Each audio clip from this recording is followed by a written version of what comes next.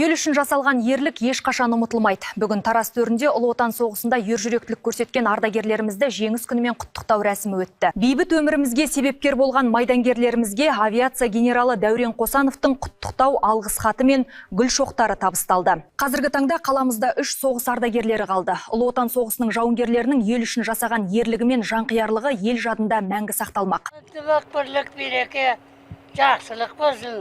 Аспанымыз ашық болсын. Аумин, Аллах. Шалданбай Шамбаев 1924 жылы 10 ақпанда Тұрар Рысқұлов ауданы Жаңатұрмыс ауылында дүниеге келген. 1942 жылы әскер қатарына алынған. Соғыстың соңына дейін 227 полкі құрамында майданда болып, жеңістен кейін де әскер қатарында қызмет еткен. Ерлігі үшін 2-ші дәрежелі Отан соғысы орденімен, Маршал Жуков медалымен және мерекелік медалдармен марапатталған. Қазіргі таңда үлкен әулеттің ақсақалы, 6 ұл, 3 қыз тәрбиелеп өсірген. 37 немересі, 100-ден аса шөбере шөпшегі бар. Қазір жасы сол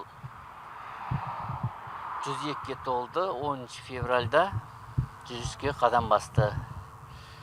Әкеміз сол жас кезінде өзі ағасы екеуі соғысқа барып, ағасы қайтпай қалды.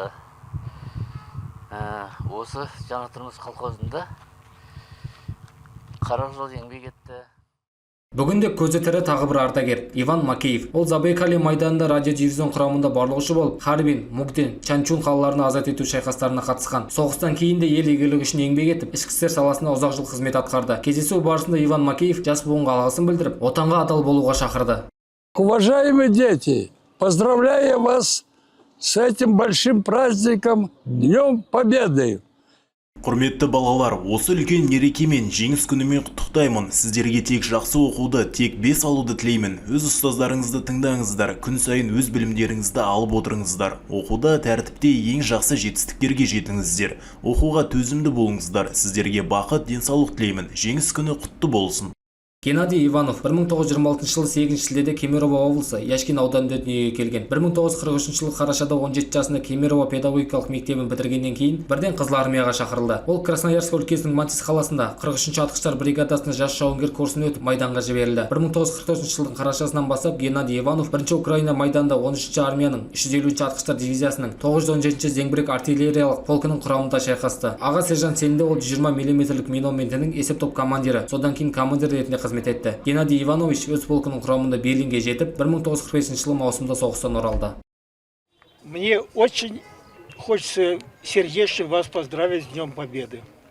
Сіздерді жеңіс күнімен шын жүректен құттықтағым келеді. Бұл жай күн емес, ұлы жеңістің күні. Жаулар бізге жай қонақ болып келген жоқ, олар бізді өлтіру үшін келді. Сондықтан Кеңес армиясының жеңісі, біз бәріміз бірге қызмет еткен армияның жеңісі.